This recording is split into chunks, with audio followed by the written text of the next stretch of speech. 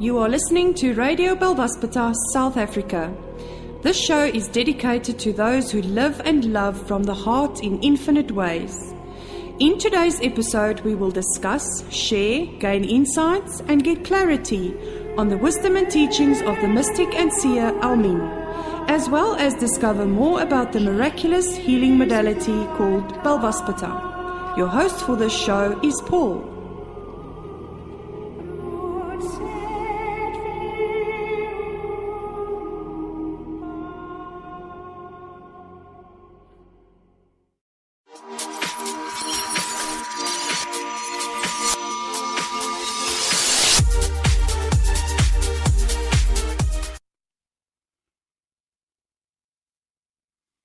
And good evening, everyone, from Johannesburg, South Africa. Welcome to Radio Belvaspata, South Africa. It is Thursday, the 10th of August, 2017, according to our calendar. It is 8 p.m. South African Standard Time. Welcome from South Africa. Welcome to those here in South Africa and to our light family, both within the country and outside in the many countries that are tuning in each and every week. We have a wonderful show for you tonight, but first of all, let's really ask a question with some classic Shakespeare.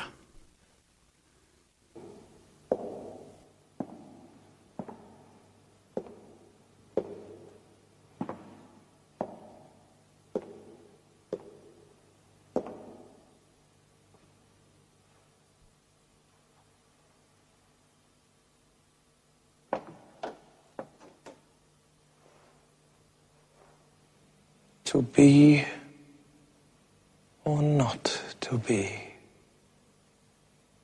That is the question.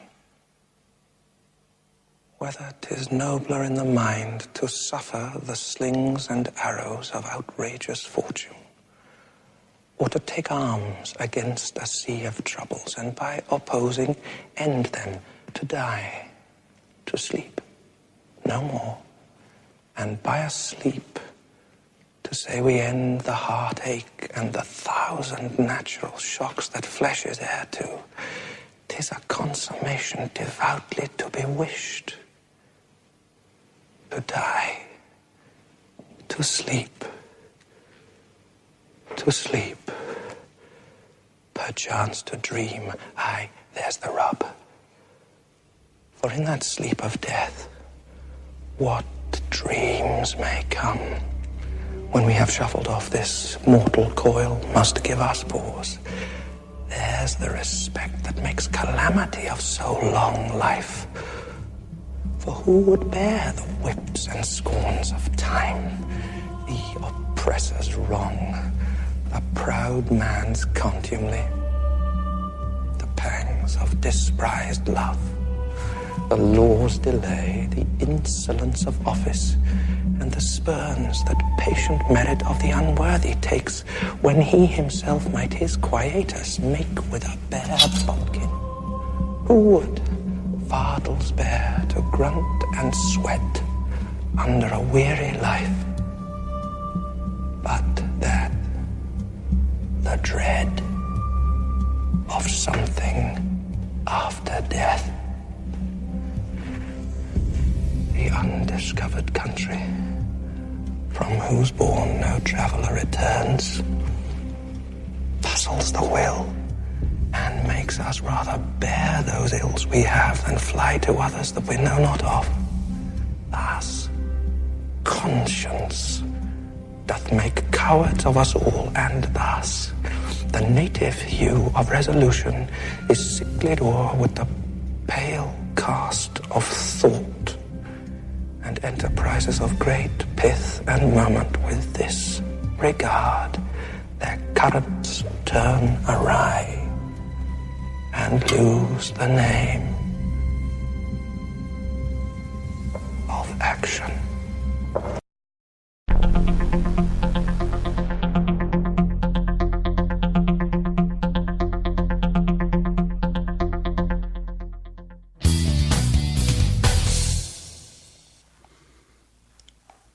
And that was the wonderful actor Sir Kenneth Branagh with the classic Shakespearean to be or not to be. And that's really the theme of tonight. Are things going to be, or are they not going to be? Or are they going to be something else, or are they going to be what we don't think they're going to be? There's all of these questions are coming up for all of us. It's going to be a fascinating night as we delve deep into this ascension journey, as we have the discussion talking about where we are at this moment in time, what is going on. We're going to be joined by some brand new audio from the Seer Almin. We're going to be discussing about meridians down our body. We're going to be looking at the prediction of the week. We're going to be talking about how to embrace the magical energies of the eclipse that is now coming for us. We're talking about the tablets of fire. And also here in the southern hemisphere, we're going to cross to the northern hemisphere. But before then, Diane promised us last week some more audio and a beautiful class that she's put together on the next fields of hope and perception. So let's listen to Diane as she shares with us her insights and perception of this process.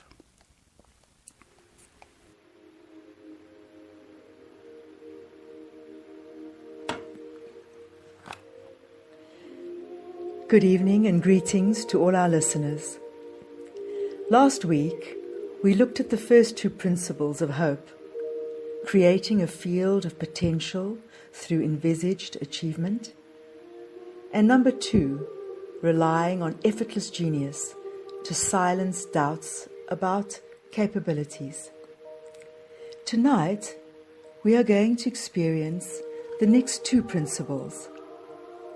I think looking at 6, as we intended, does not really allow for the in-depth exploration that we need to give it.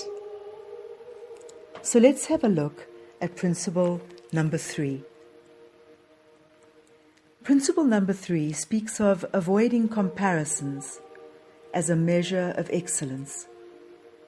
We have all experienced the morass we sink into when we compare ourselves to others. The mind is merciless in this exercise, dissecting and reducing as we see ourselves as being less than. When we compare and live by external reference points, we realize that those standards are just simply unattainable. We're always trying to keep our head above the waters of acceptability. Now, acceptability is really synonymous with sameness.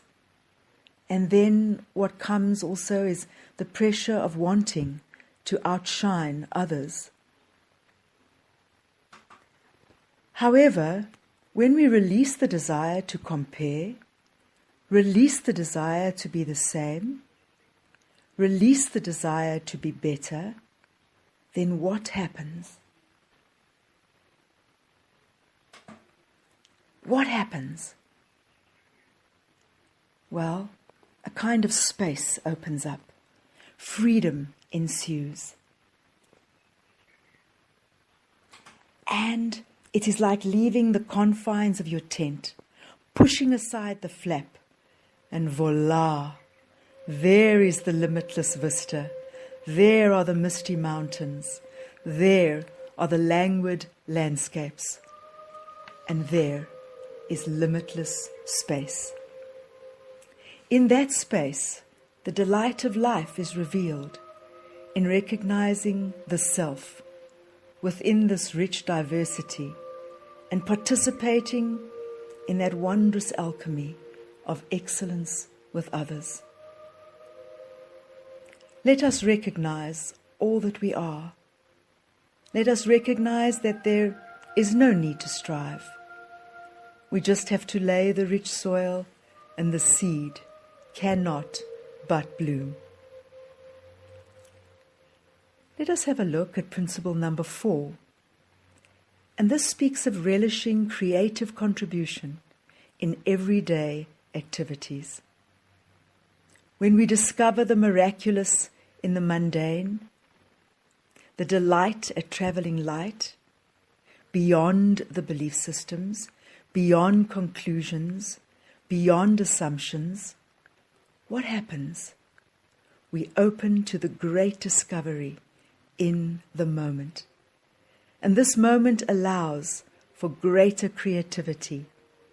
We creatively create a life of magic, a life beyond the physical limitations, a life beyond the five senses, a life beyond conclusions and assumptions, a life beyond. Rumi talks about beyond right and wrong, there is a field. I meet you there, he says. And so, as we listen to the strains of music entitled Beyond, beyond the right, beyond the wrong, we will meet as one in a field. Just lightly look at where we compare, where we feel less than, and then leave that at the door. And let us as one move beyond to that place where our very being has always been, waiting and watching. Beyond. Go beyond fear. Go beyond fear. Beyond fear takes you into the place where love grows. When you refuse to follow the impulses of fear, anger, and revenge. Beyond means to feel yourself. Start every day singing like the birds. Singing takes you beyond, beyond, beyond, beyond. We need a repeated discipline, a genuine training to let go our old habits of mind and to find and sustain a new way of seeing. Go beyond the rights and the wrongs. Prayer clears the head and brings back peace to the soul. Go beyond to feel the oneness of the unity. Sing. Singing takes you beyond, beyond, beyond, beyond. We are all the same, looking to find our way back to the source, to the one, to the only one. Go beyond revenge. The greatest moment in our lives is when we allow us to teach each other. Go beyond to feel the oneness of the unity. Singing. Singing takes you beyond, beyond, beyond, beyond. Take the journey. Take the journey inside of you to become quiet, to hear the beyond, to become patient, to receive the beyond, to become open, to invite the beyond, and be grateful. Be grateful to allow the beyond. Be in the present moment to live in the beyond. Start every day singing like the birds. Singing takes you beyond, beyond, beyond. What does love have to do with it? Love grows when you trust. When you trust, love heals and renews. Love inspires and empowers us to do great things and makes us a better person to love. Love makes us feel safe and brings us closer to God. When you go beyond, is where you find true love. Keep singing. Singing takes you beyond. Beyond.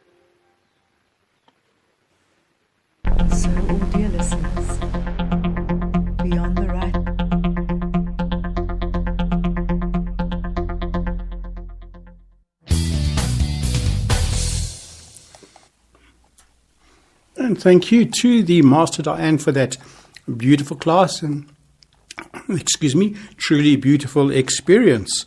I really felt my heart open there. Having a bit of a choke at the moment for us all.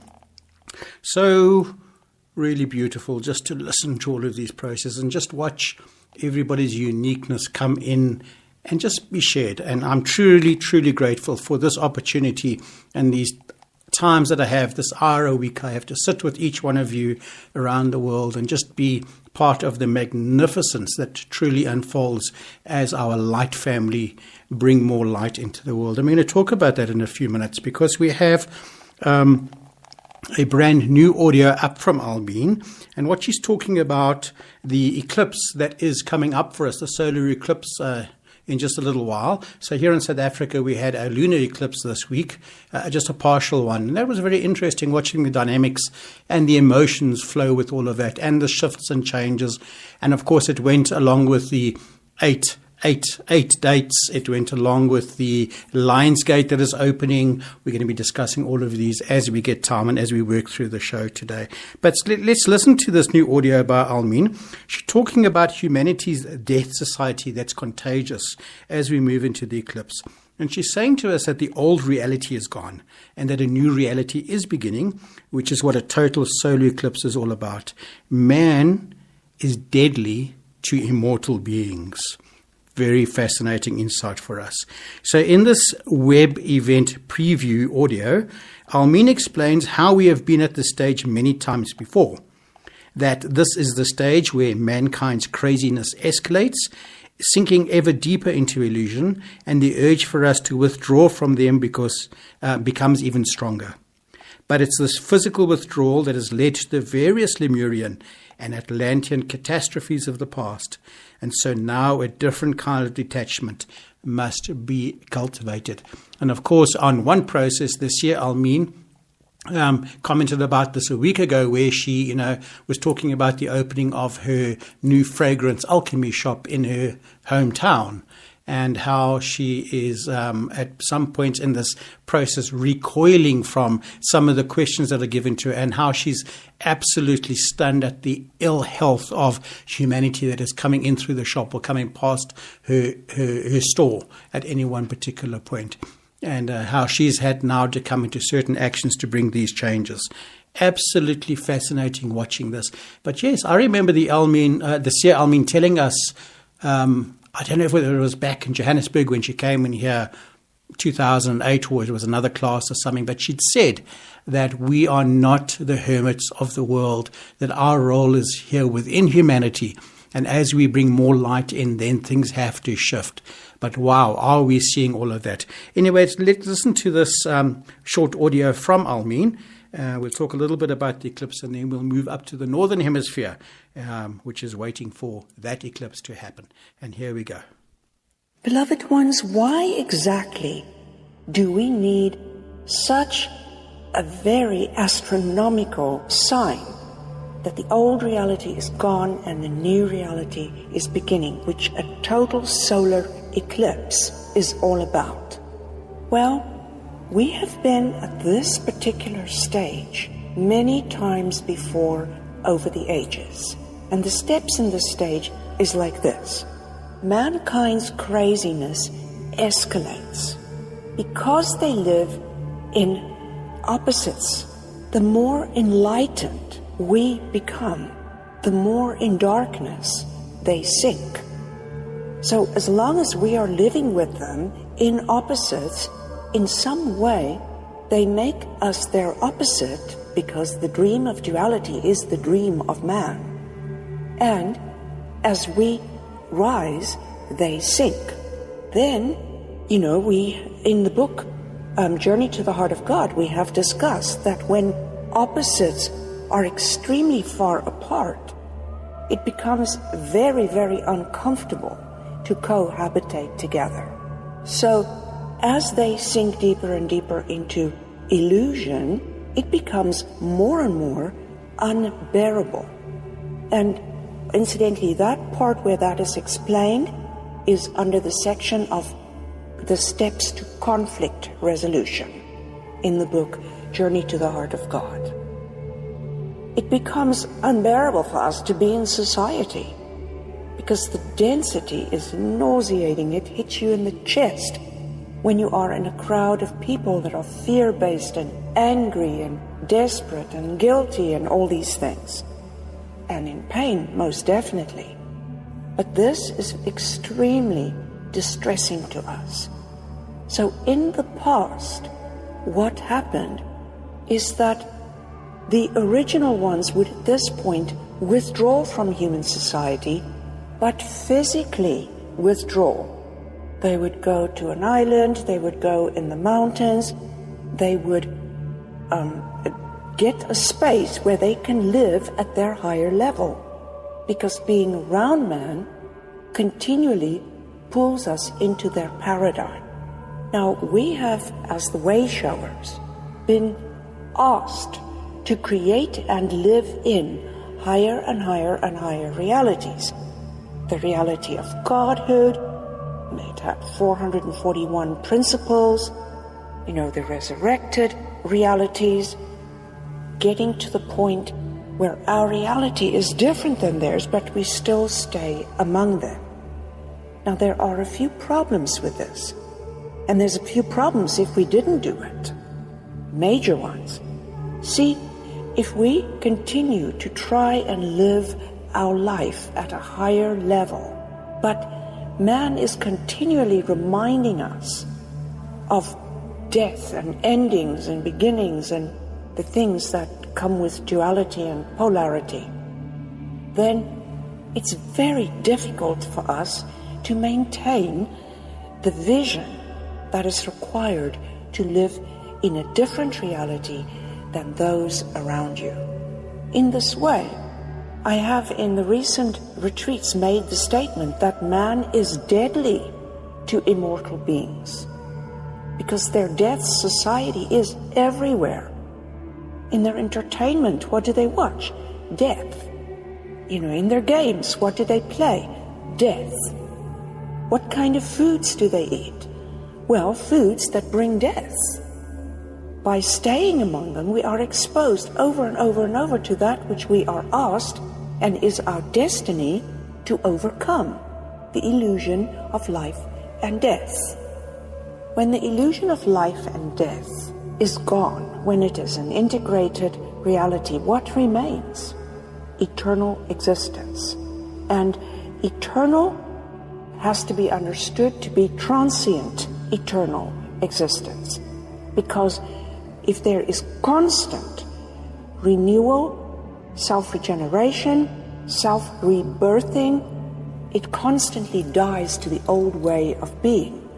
So we are continually new eternally.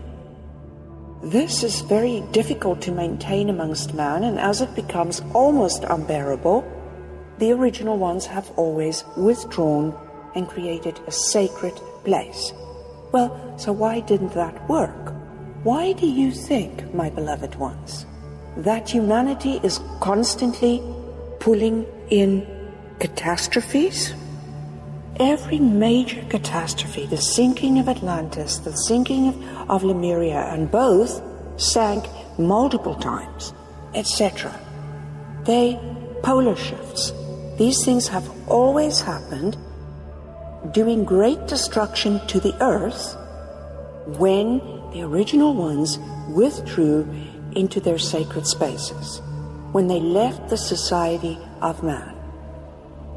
Of course, the answer is we need to figure out why, and secondly, we need to find an alternative way. And the alternative way cannot be a martyrdom of self-sacrifice, of incredible discomfort, of living amongst humanity. So, secondly, let's look at why this happens.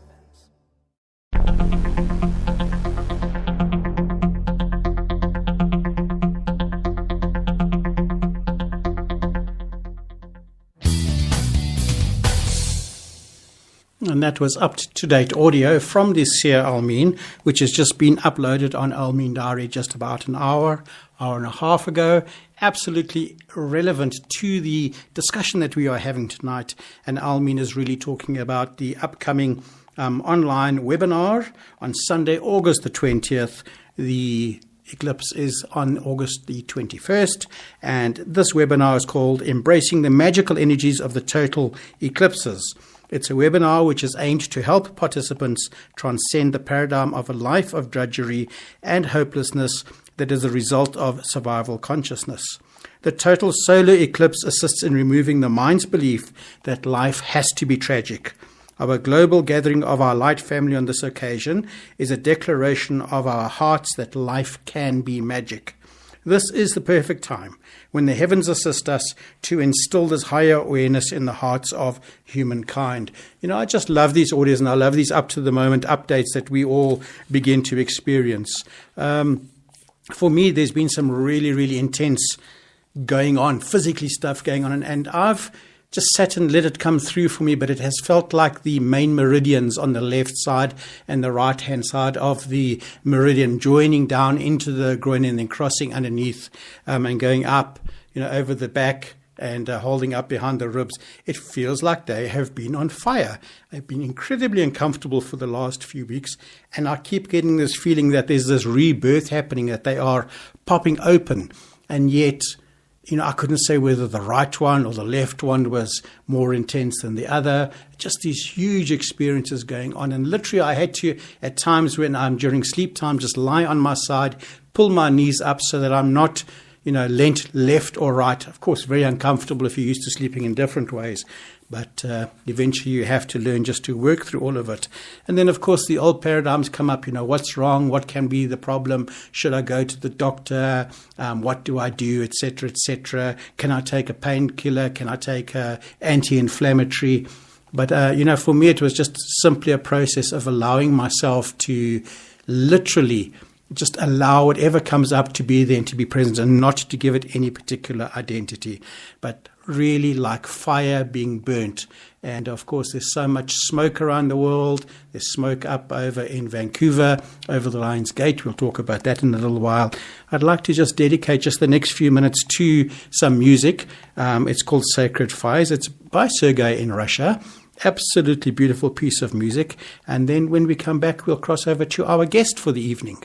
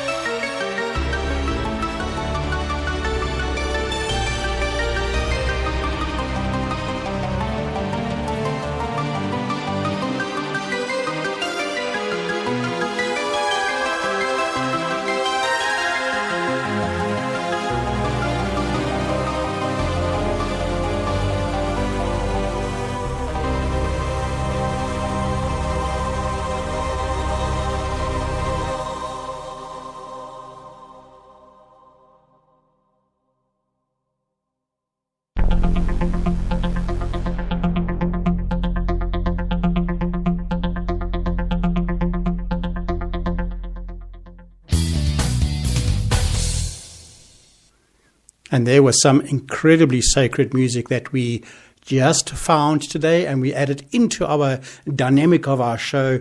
Really beautiful music, Sacred Fires by Sergei in Russia.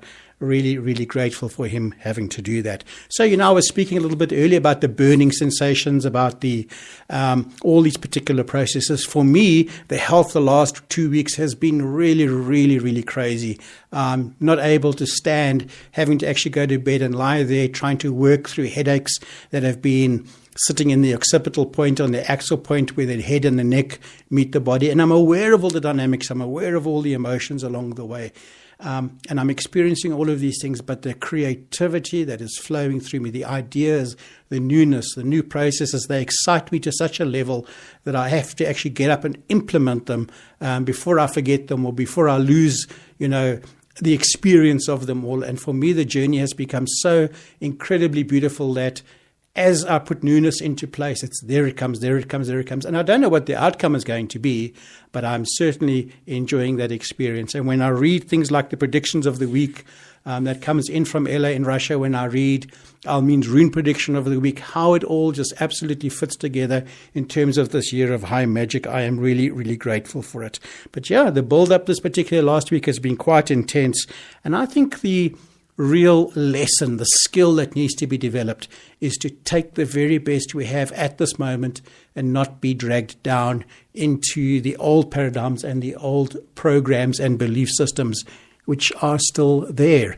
Darshana, what do you say about that? Hi, Paul. Hi. I think I've got to agree with you there. It's not an easy process. I can totally relate with you when you speak of these burning sensations. I mean, we have had endless discussions about my pressure pot like migraines. It feels as if my entire central nervous system is shot. Pain is like sometimes on a 10 out of 10 level. It's been really difficult. Right. But even through the pain, we have to find the gems that it brings to us. We've got to find the wisdom that the universe is trying to bring through to us. Mm-hmm. And we've got to still hold that sacred space of awareness. It's very difficult when you're experiencing pain like you've never before, It really is intense. It has become intense. I'd be interested from our other listeners and Light family around the world if they would actually just let us know what their physical symptoms and experiences have been. Because, if I'm having it, you're having it, a lot of others are going to be going through some of those processes themselves and then making choices according to what they need to do in order to let go of these old things. Sorry, are you breaking up, Paul? Hello? Can you hear me? Yes, I can hear you now, Darshana. Okay, you were saying? Okay. I lost you for a bit there. Okay, sorry about that. Just sometimes the signal does that between us. I was just wondering what the rest of the Light family around the world's experiences are in terms of these physical symptoms. For me, I've always had to be aware of when the physical symptom overrides everything, then one tends to get trapped mentally and emotional into, shall I say, an identity around it? Yeah, of course, because that's been the natural order of things, hasn't it? And I think it feels as if everything is up for review now. The big question is does it serve our authentic truth? And I feel that there are big changes that we're going through, each one of us in our own unique way. And we need to allow it, and it will take us to the next level of love, the next level of light, so that we can experience it in our lives. But obviously, change isn't always easy. So it becomes frightening. It becomes frightening, and we automatically fall back into the old ways and try to identify it and try to find out what's wrong with us.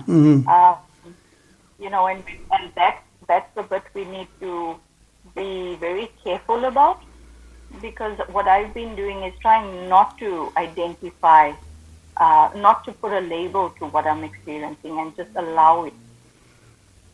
Very much. I tend to agree. Yeah. Yeah, we're definitely in that process where choices have to be made.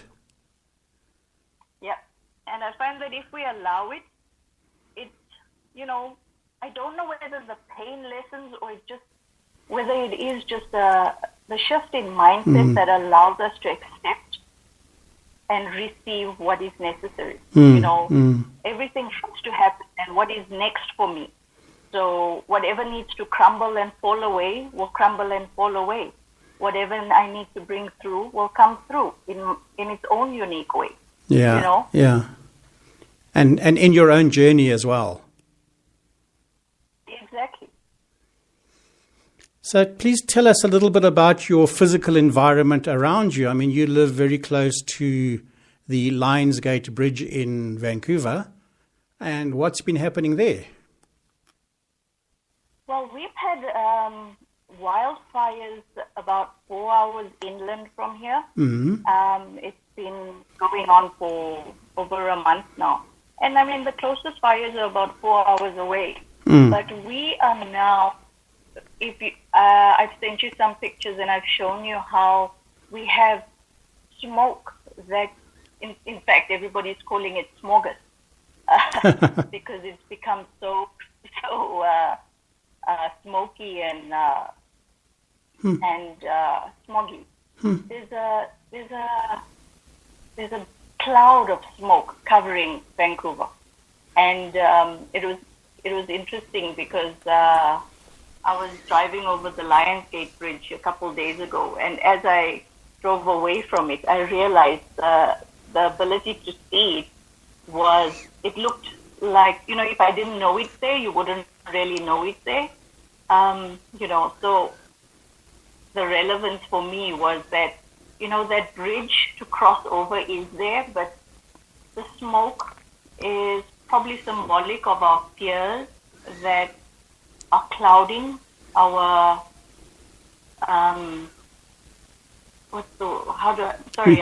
clouding our perspective or our vision. I get what you're saying there. And, you know, when we're trying to fight our way through smoke, it's not easy to see where our next step is either. Yes, and I think, you know, this is where the true essence of our trust and surrender needs to kick in. I find it very interesting, Darshana, that, you know, you were one of the people here when you lived here in South Africa. You know, and as we uncovered the Lionsgate, you know, as part of a worldwide group, of course, but as we uncovered it, I remember you seeing it, you know, in a vision, in an experience, in a psychic form, if we can actually put it that way. And yet now you know, as we've moved out of South Africa, you have now gone to go live by the Lionsgate.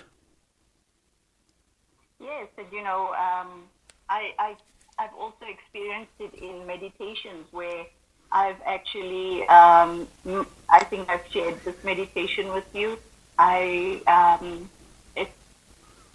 It's where from what I recall, I went into a meditation and I met this glorious lion sitting in front of this massive gate. That's it. And in his mouth he held a golden key. And you know, and you know, when you're doing these, when you're experiencing these things psychically, anything can happen. And this magnificent lion handed me this golden key to open up the gate. And when I had opened it up, I felt it was almost like an opening of the lion's gate because it was, you know, it just felt right. So it's been quite an experience for me, and I definitely feel a connection with myself and with the Lionsgate. And, you know, perhaps it is, I do believe that we are all interconnected and we all play proxy roles for each other. As you do for me, I do for you, and the next person for the next. And, you know, so So it's actually wonderful being part of this process. And I think this is a time to trust. We have to keep returning and going back to that vibration of love. Mm-hmm. We have to just find a way to release our fear. This uncertainty that the smoke has brought is with each one of us as we all know innately that we need to take the step forward. Right. Yeah, it's really fascinating insights that go on over there. I'm just thinking about the proximity of these places, and also, we've been discussing on the show over the last few weeks about taking the next step onto the bridge and, have trust, surrender to it, know that rung will appear as you step forward, even though you can't see it. But there you are sitting in a literal physical manifestation of this magnificent, beautiful bridge, which you can't even appreciate its architectural beauty because it's now surrounded, it's smoke screened. Yeah, but the thing is, we've got to remind ourselves that even though it's smoke screened, it is there. Yeah. That's it. It is a reality that is there and it's available to cross. Yeah, and I think that's with everything that's going on. As I was telling a friend the other day, that although it looks as if the space is so full of smoke, when you're in it, you actually cannot see it. You don't experience it, and everything goes on as normal. Wow. It's only when you look at it from a distance do you see the smoke. Isn't that incredible? Isn't that so symbolic of the journey, as of ascension? Yeah, and I think the ascension process at this moment is extremely heightened from what I've been feeling. I just feel like we've perhaps it's in warp speed at the moment, possibly due to the Lionsgate portal being opened. We just experienced the 888, so perhaps that has something to do with it. And of course, the build-up to the solar eclipse at this particular time frame, of which Almina's referred to earlier.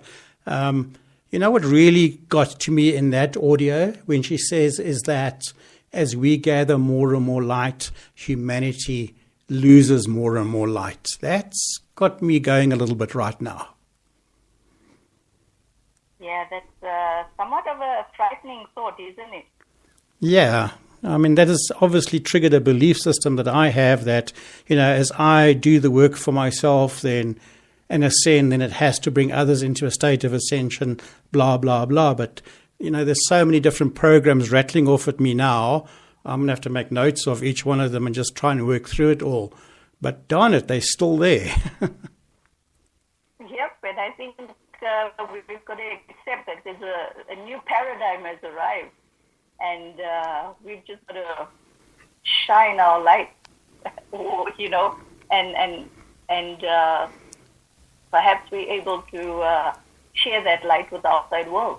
Really incredible. The depth of that process is just, as it unfolds for me, is just, I don't know, sometimes leaves me absolutely speechless, and I can't be speechless on a radio show, otherwise we just have dead air time, but I'm trying my best. Thank you for that too.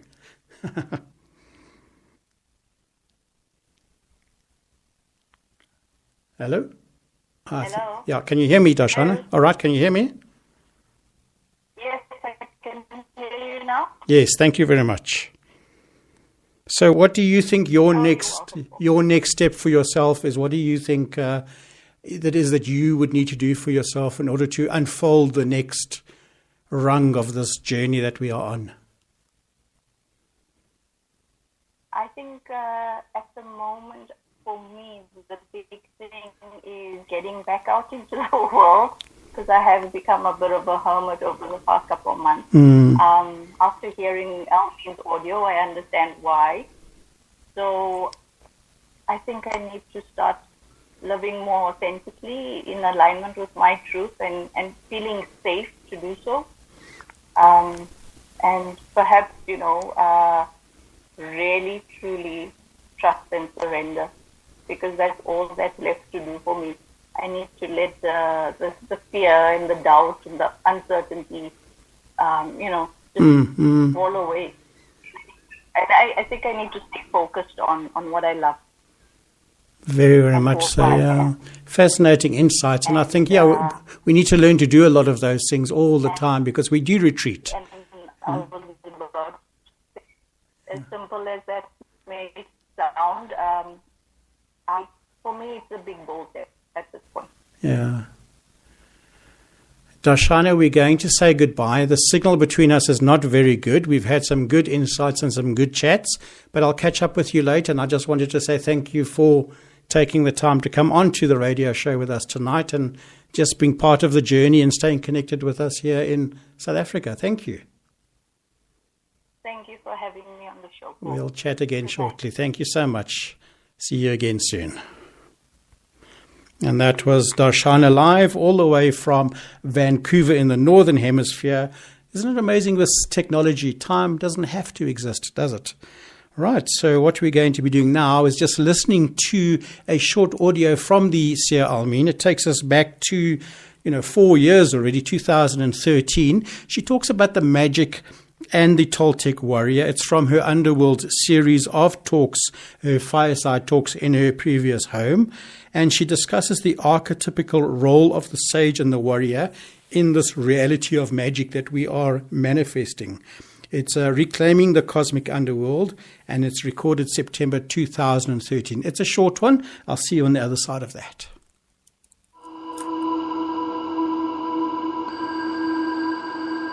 Now, there is another reality we have been studying, and it is, in fact, the direction of the north and the east.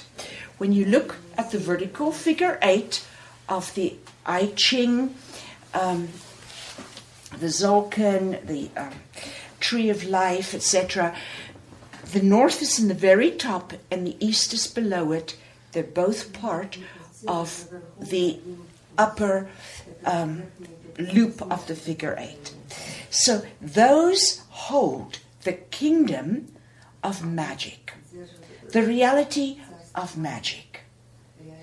And the reality of magic has the elder, no surprise, because if you cannot wield magic with absolute impeccability and wisdom in the application of it, because it touches all life forms, everything is connected, then you have no business doing magic. So the elder, the sage, the wise one, is part of this reality, and it represents the east.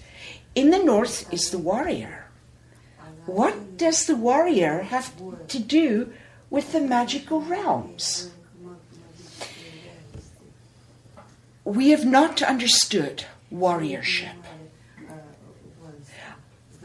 Those who studied with me before this journey became a calling that I could not say no to, studied the Toltec way.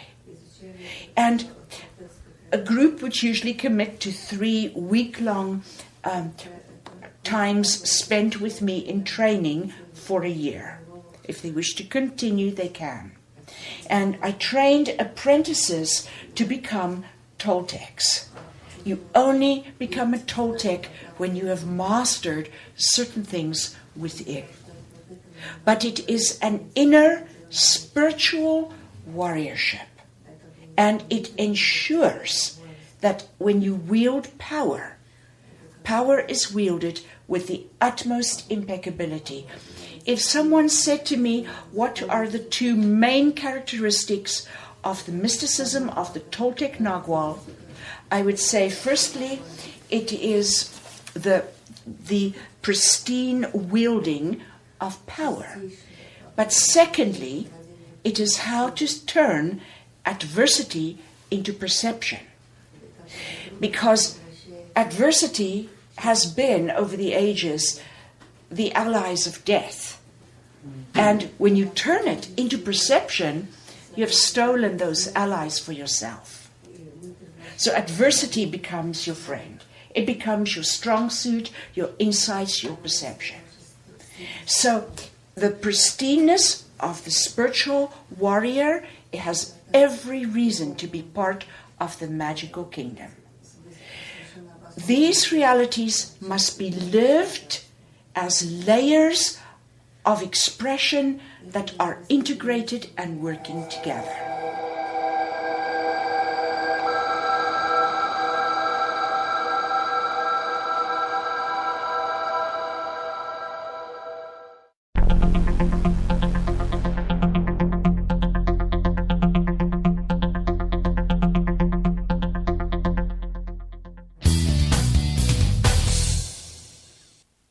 Live online radio, you're back in studio with myself, Paul, and you are listening to Radio Belvaspatar, South Africa, show for the 10th of August 2017. You'll all be proud of me that I'm getting the dates right now, but the secret is to get a much bigger screen in your studio and to read it, because all the information is given to us there by our technicians outside the studio. Thank you to Nico for pointing out all of those processes. Just up on Almeen Diary as well is a discussion called The Tablets of Fire. Can you believe it in terms of our subject matter tonight? Everything perfectly in alignment as it always is. So, have you wondered why there have been hardly any tablets and scrolls being translated and made available for the last 4 years? And why would the Tablets of Fire now be a significant source of revelation? After all, the Seer Almeen has said that the original ones are the first to enter and create the white light reality of high magic. Who then could have written such profound truths for us? The answer is that these records are very unique in that, here we go, I'm repeating this for us. The answer is that these records are very unique in that they were written in the future by you, for you. No other kingdom is able to know the high truths presented in these texts. The next question is, why were they created? And what significance does the timing of their release to you have? The seer has explained that several sets of records have presented themselves for translation, but none have been of a high enough frequency to be worth translating. Almeen says, these tablets, however, were extremely holy and advanced. We've never had tablets written in flaming glyphs before. It has been a profound experience. The timing is relevant for the following reason. We're at a crossroads in our evolution. What we choose will either create a graceful transition or a great loss of life as a purification amongst humanity. The tablets indicate what we would have missed so that we can instead choose a graceful journey. And this is leading up to a webinar by the teachings of the Seer Almeen. It's going to be, is it a webinar? Let's just double check. No, it's a live streamed event coming out of Moscow, Russia, October the 20th to 22nd this year. And it's called The Tablets of Fire, the 8 Global Meridians and their Portals. So you'll remember my discussion earlier, my own experience about the 2 main meridians running down the left and right side of my body and those experiences. And there we are seeing the whole thing come together. So Darshana, yes, we're at a crossroads in our evolution, and you're quite correct in your assessment of what you were saying, is that we need to make these choices and look at where we are going with all of that. Absolutely fascinating insight. So that's the Tablets of Fire as a live stream event coming out of Russia, October 20 to 22nd. Cannot wait for all of that. Absolutely incredible. Thank you for being part of our show tonight. We are going to play out right now with an audio by Almeen, which is relevant for us because it says, she talks about how meeting your challenges is the biggest gift bringers you have. We have played it, I think, about a year or two before on Radio Belvaspatar here in South Africa, but absolutely relevant for us. It's only a 2.5-minute track, so we are going to be signing out with that one and then our goodbye audio at the end of it. So from me, it's going to be a good night. I hope the show has helped you, given you some insight, made you feel part of the family, given you some understanding as to what your experiences are, and know that you're not alone, but part of a global network of incredible original beings who are doing their absolute utmost to work on themselves in authenticity, in love, and in light, and just knowing that as they open up these portals and step into this high realm of high magic, the beauty that will unfold for each one of us individually and, of course, cosmically is profoundly unknown, but also warmly welcomed, because each day we get more and more insights as to that experience. I'd like to just say thank you to Nico, thank you to the Master Diane, thank you to the Seer Almin, and thank you for the infinite presence that's coming up. Be cautioned, the predictions for the week, rune prediction from the 14th of August onwards, pretty interesting because I get the insight. It's short and sweet. We'll talk about that next week. Here's Almin, all about meeting your challenges are your biggest gift bringers. And from us, Thursday, 10th of August 2017, this is South Africa saying goodbye to our family in the country and around the world. Goodbye and good night. We actually think of obstacles as obstructions to fulfilling our destiny. The Toltecs would never have that concept. Okay, they don't regard challenges as bad because they know the bigger the challenge, the greater the gifts. So how can they fight against that which gives the most gifts? It makes no sense to them. Plus, they know that their dreamer designed this whole game. And that we cannot have it obstructed. We can do detours. And when we do detours, which is when we have a fixed assemblage point and are not open to the emotions of our heart, if you follow the feelings of your heart, you will live your blueprint. If you don't, because you're stuck in your worldview of nice girls don't, or this, that, or the other, and so you're feeling, my gosh, I want to be with him, and you can't because, no, mother said I couldn't do this before I was married, or whatever it is, your worldview can keep you stuck. And instead of playing out the wondrous symphony of your life, you won't listen to it, your heart. But the heart will lead you to do your blueprint. And pain is the result of an obstruction in our blueprint. Let's repeat that. Because I've said it differently. I called it the 2x4 in the past, remember? When we don't listen to the whispers, we get the 2x4. But pain is the result of obstructions in following the shortest way to filling out our destiny. And if we were to listen to our heart, we would know the shortest way. Now, every single thing that you need to fulfill your blueprint, that portion of your destiny line that pertains to this life, which is called by them fate, everything you have to live it is given to you. In other words, there is not one thing that you need to fulfill your blueprint that you would be lacking. For sure, you've got it. So obstructions are but the challenges that come your way. And obstruction is, a challenge is neither good nor bad. It is what you make of it. And the average person gets hung up in the problem. The Toltec sees the challenge behind the problem.